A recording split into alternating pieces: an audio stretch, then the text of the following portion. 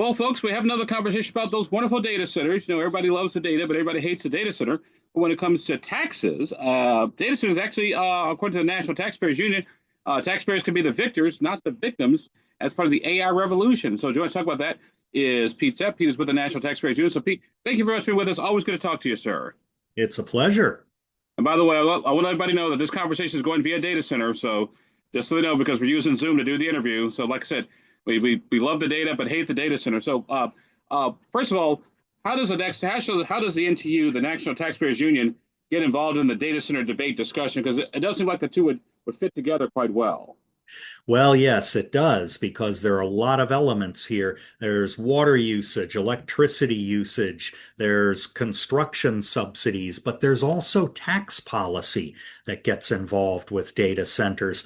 All of these elements involved with data centers touch upon taxpayers' daily lives.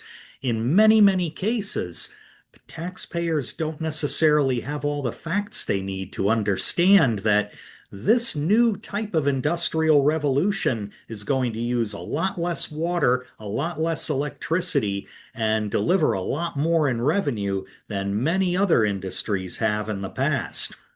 Now, one of the things that has come in our data discussion here in Indiana, I'm sure you've probably heard this in other parts of the country, has been data centers. They consume a lot of energy, have to use a lot of water to keep them cool, the whole nine yards.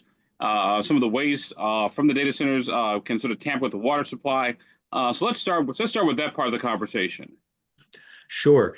It is certainly true that data centers need a lot of electricity, but right here, right now, data centers consume a little less than 5% of all electricity in the United States. That's going to rise, but it is not going to equal the level of other heavy industries. The same is true of water consumption. In fact, when you look at agriculture, that consumes about 480 times more water per acre than data centers do. That's an incredible number, and it puts it into perspective even when you hear data centers using millions of liters to cool their various equipment. Well, agriculture alone uses far, far more than that. So we have to be sure that we're comparing apples to apples here. And when we do, data centers look like a really good proposition. Now, I can hear some folks saying that yes, agriculture does maybe use more water than a data center, but I can eat a tomato, I can eat lettuce. I can't necessarily Yeah. eat data. That's true. On the other hand, everything, including the lettuce you eat, depends on data. Farmers use artificial intelligence for everything to optimize crop rotation, to figure out really how well the weather is going to be to their crops. All of those things, plus selling the crops, all depend on the flow of data. So it's a harmonious relationship. You've got to have both if you want to eat. And so if we look at it that way, if we look at the fact that information and data is the backbone of almost everything we do in our daily lives, we can begin to figure out, well, we need to find good policy answers to the growth of data centers, where they're going to be, what they're going to consume, and how they're going to give back to their communities. We're talking to Pete Sepp. Pete is with the National Taxpayers Union Federation. We're talking about data centers and sort of the tax policy behind data centers. Like I said, it's something that a lot of folks don't necessarily put two and two together, but it's an interesting conversation. So we're very happy to have him here and on the program today. Pete, like I said, we talked about sort of that water usage. Talk about the energy usage.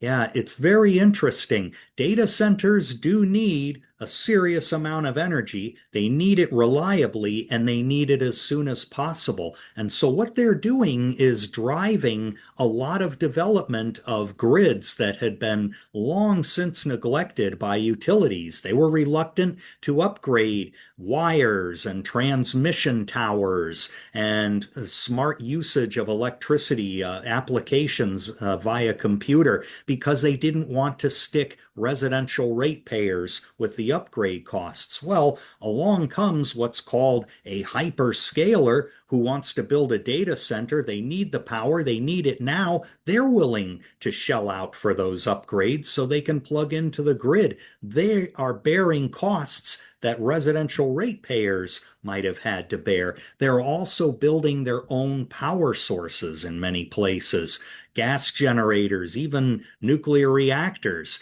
Those kinds of things put no strain on the grid whatsoever. And when they pay to upgrade the grid, they're actually helping the little folks, as we often like to derisively call them, residential ratepayers who really matter a lot. You know, this is the point, and it's confirmed statistically by the Berkeley National Lab's annual study. The places where load demand is the greatest are the places where electricity prices are stable or going down because those big energy consumers are willing to pay a lot of the freight. It's interesting you read that because we're having a discussion here in Indianapolis right now on the near east side of town. It's not a farm field. It's not open wide spaces. It's in a neighborhood called Martindale Bridewood where there's been a sort of a data center debate. Is there any difference between a data center primarily located in an urban area versus data center in a more rural area? Not necessarily. They might tend to spread out a little on the available land. They might have more options for things like solar and wind power to generate some of their electricity. But by and large, a data center is a warehouse full of servers along with a power source that facilitates the flow of information wherever it's located. And it's interesting too. Also, thought was the fact that as I said before, people love the data, but they don't want the data center. It's like my mother. It's like my mother used to say. We had. I would use this line early on. We had the data center discussion here in Indianapolis. My mom would say, "Everybody wants to go to heaven, but nobody wants to die or do the hard work to get there." Yes. Yeah, that's right. And we have to begin thinking about just the basic facts here that for the amount of economic activity data centers generate, they are consuming a lot less power, a lot less water, and a lot less in taxpayer subsidies than many other industries have. You compare it with professional sports, you compare it with a major manufacturing facility, you compare it to a shopping mall. A data center is likelier to be a better value. Not always, but very often. Um, when we look at the tax policy regarding data centers, I know for a lot of folks, they don't necessarily have a problem with the data center per se. They have a problem with basically local governments, state governments, basically giving away the store. Right. It's very important for there to be transparency in these data center deals so the public understands. There needs to be a commitment from the data center developer, whoever they are, to make sure that they're using the tax laws like any other business. This is the important question. Is a data center getting a better deal than any other type of business? And in many cases, no. They aren't. You look at neighboring Ohio, for example, where they're trying to pass a law that says, okay, your standard write-off that most businesses automatically get whenever they make a purchase of equipment and they're using that to make their profit, they're generally exempt from sales tax. Well, some leaders in Ohio are saying, well, if it's a data center, we want to be able to pick and choose who gets it. That's the precisely wrong way to approach tax policy. If it's right for a hospital to be able to write off a server that it buys for its medical records, it should be right for a data center to do the exact same thing. We're talking today to Pete Sepp, who's with the National Taxpayers Union. We're talking about data centers and AI and how this sort of fits into sort of the tax policies that a lot of states, including Indiana, are sort of dealing with. So let me ask you this, Pete. How can an electricity ratepayer, i.e., the customer consumer, win in the AI race? They can win by making sure that if a data center's coming to town, they understand the terms of the deal. Are they building their own power generation or are they plugging into the existing grid? How are they helping to contribute to upgrades to the grid? Are they going to help to finance new technologies that make electricity more reliable and affordable for everyone? Those are questions that are just baseline that both policymakers and the developers and the utilities should be able to answer pretty clearly. They're doing it in other places in the country. They should be able to do it in Indianapolis. What about the whole issue of monopolies? Because obviously, when we talk about utilities, the gas company, the light company, the phone company is obviously notwithstanding. How do we get competition in the AI data center world? Yeah, it's pretty vital that you have multiple developers. Now, we obviously have heard of Google, Meta, Amazon, Microsoft developing data centers, running data centers, but there's a whole other level of regional and mid-sized data centers that are pushing the other larger companies to develop more efficient technologies that use less water, that use less electricity, that don't depend on special types of construction. These are all important things, and the more entrants you have in the field, the more you're going to get that kind of innovation and competition. And really, the biggest competitor in all of this is China. If we want China to win the AI race, to build their data centers powered by coal electricity, we can enact policies that impede development. If we don't want China to win, if we want the United States to win this information race, then we need smarter policies. Speaking of coal, obviously, Indiana, my home state of Illinois, the Midwest is a major coal producer, and so we're having the debate about using coal as an energy source. Is that something that, based on you folks' research, Indiana should be exploring using coal, maybe sort of power these data centers, or going solar and just basically installing solar pads on the roof of the data centers? Well, there needs to be a mixture. I think that natural gas powered generators are very efficient. They emit less than coal. In some cases, though, having coal online can be very important to the reliability of the grid. The all of the above approach here, I think, is very important for us to remember. There is never going to be one sole source that fulfills the energy needs of capacity, reliability, and affordability. You have to have a mix. We're talking today to Pete Sepp, Peter's with the National Taxpayers Union. We're talking about data centers and energy policy and the whole nine yards and what this all means in the grand scheme of things. So let's say, Pete, you're a policymaker, a state rep, state senator. You're at the grocery store, the kids' baseball game, and your constituent comes up and says, "I don't want that blankety blank, blankety blank, filth, foul, filth, expletive, expletive, expletive data center in my backyard." Well, the first few things I would say are, okay, do you know how much water and electricity we're really talking about here? We're hoping to find that out from the developers and independently verify it so that you're not stuck with the bill as a residential water rate payer or electricity rate payer. Do you know that in other parts of the country, data centers can help to expand the tax base, finance new schools, keep rainy day funds nice and healthy?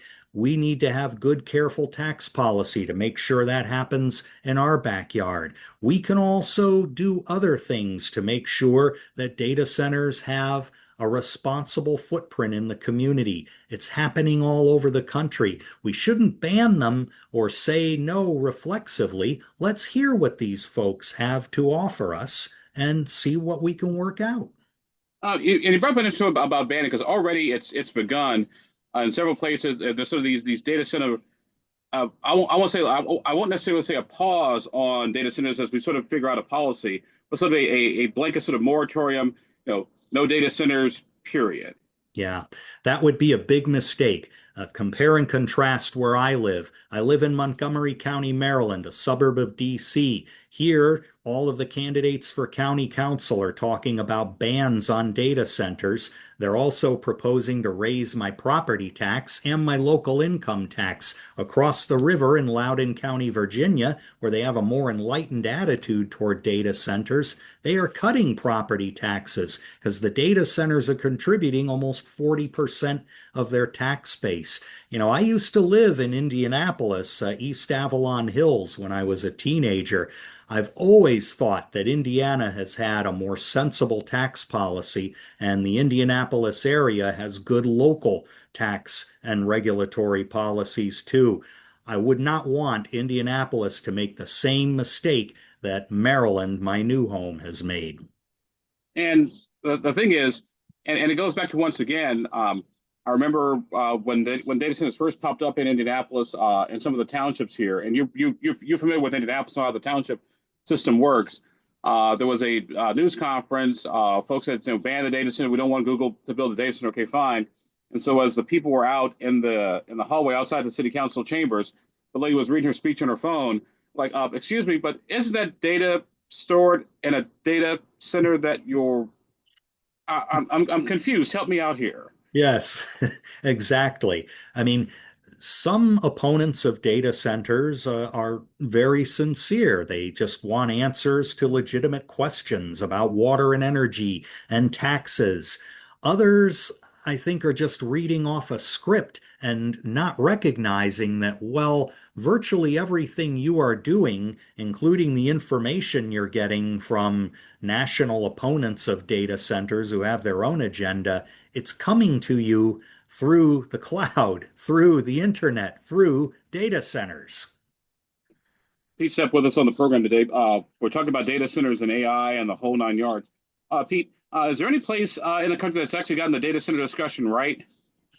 I think one of the birthplaces of data centers, Virginia, has done a very good job. Another is Iowa. Iowa actually has one of the largest number of data centers per capita anywhere in the country. I think that other states like Georgia, Mississippi are starting to realize that there's big growth potential for local economies if they do this right. West Virginia is yet another one. This competition is a really important thing among states, not just among companies themselves, because if you have good water supply, good energy, good tax and regulatory policy, you can put a data center almost anywhere. And the states and localities that recognize this first are going to benefit from the economic activity. Pete Stepp with us on the program today. We're talking about data centers and AI and tax policy, and just sort of looking at AI and data centers from a taxpayer's perspective. Pete, let's change gears a little bit and talk about some of the tax incentives. For example, a lot of people who have an issue with data centers, they say it's not so much the data center that there is an issue with; it's basically giving the store away, and they'll point to football stadiums and baseball stadiums and all these sort of government projects that they argue that does the little guy actually benefit from all this, or is it just like the billionaire millionaire class and the oligarchy? And I use air quotes on oligarchy since that's a big new phrase to use these days. Right. It's important to differentiate between an outright subsidy, a sweetheart deal that sports stadiums do often get. It's why we often lobby against them, and pro-business tax policy that welcomes all types of business and has some logic behind it. I was talking before about what Ohio is trying to do, split up its exemption for sales tax for new equipment into these businesses and data centers. That's really the wrong way to approach it. And I think Indiana has a lot of advantages, especially on the state level. Income taxes that are reasonable and are headed in the right direction, downward. Property taxes, which they have their spikes and their problems, but certainly not as bad as in neighboring Illinois, for example, or Wisconsin or Minnesota, which are both further north and west.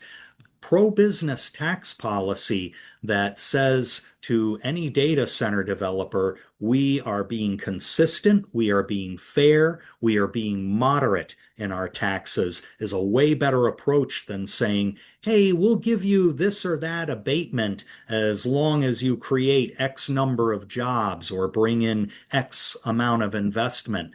Get the policy right from the start. And I think smart data center developers will respond to that and say, yeah, I can locate here for the long term, and it's not going to matter who's in charge of the political establishment. The policy is going to stay consistent. And it's funny you bring up the whole job thing because one thing that I think sort of annoys people or regular folks like my wife is, honey, they want to build this data center. How many jobs is it going to actually create? Well, maybe 50. Like they want all this money for only 50 jobs. Like, well, dear, the data center benefit isn't necessarily in the job category. It's in alleviating your property tax burden.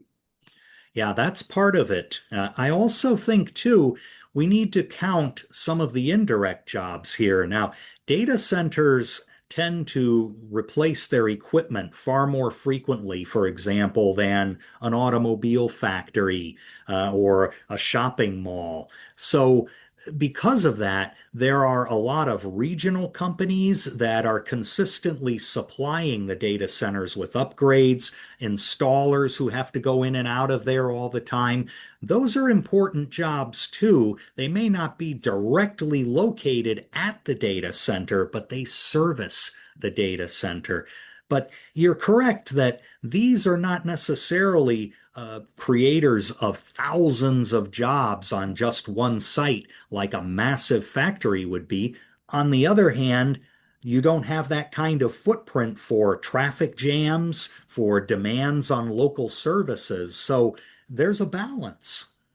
Let's look at the property tax issue as well, because once again, as I explained to folks, property taxes are like a pie.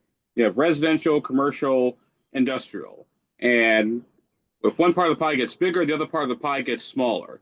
And what I would argue is, and I would love to get your thoughts from a national taxpayer's perspective, is as the industrial commercial portion of the property tax portion gets bigger, the residential portion gets smaller, which means it's less you got to pay in property tax, and it's still money for your schools, your roads, your bridges, Yes. and your infrastructure. But it's no longer directly out of the taxpayer's pocket. Or am I just crazy? No, that's exactly right. And communities in Missouri and Georgia, in West Virginia, Virginia, they're all discovering that. They're saying, wow, my property tax bill hasn't increased for a couple of years now. I wonder what's going on here. Well, what's going on is you're increasing the tax base on the business and industrial side. That's what a factory can do. That's what a data center can also do. Data centers are those properties that are going to be very valuable in the future, and they're going to be very valuable for tax purposes. The big challenge for local governments, and here's a place where citizens really need to be involved and be vigilant over, is making sure all those additional tax receipts don't get spent on projects that are nice to have, but not essential for the community. You need to be socking away that money for economic downturns, for long-term investments, for property tax relief as well. You want to have the long view here. Pete said with us for a few more minutes on the program as we talk about data centers and the tax implications of data centers. Pete, one thing that's also popped up is that the fact that, like any other technology, it's really big in the beginning, but over time it gets smaller and smaller and smaller. So, do you see in the future, particularly with respect to tax policy, that what was once for a 10,000 square foot warehouse is now something that can fit in the palm of my hand? It's possible that we'll see what are called economies of scale, the fact that as things become more efficient, they become decentralized, smaller, and don't require as much energy, water, money, what have you. The problem is, though, and it's not a problem, it's more of an opportunity, is information is always going to be important, and I think increasingly so in our economy for the foreseeable future. As long as everybody depends more and more on the flow of information and data in their daily lives, you're going to need places to house it, you're going to need places to move it, you're going to need places to power it. And I don't see that there's a limitless upside here for data centers. There's a limit out there somewhere. We've yet to find it, but I think this is going to be a trend that we're going to see for a generation at least. And so, give we wind down our conversation here with Pete Sepp, the National Taxpayers Union. Pete, another thing I've heard too mentioned in the data center debate is that for my kids' research project, that's not what these data centers are using for. They're using it for other non-consumer type stuff. Well, non-consumer is really in the eye of the beholder. Does a farmer who depends on the movement of data to manage his inventory find the best price for his crop? Is that a consumer-based function? Well, it's more of an intermediate-based function. Does a government, especially at the federal level, need access to a lot of computing and data power for national security purposes? Sure. Does a manufacturer need it to make their machinery run more efficiently? Yeah, those are all non-consumer uses, but they all directly or indirectly impact consumers and taxpayers. So when do the robots and AI take over and it becomes Skynet all over again, like in Terminator?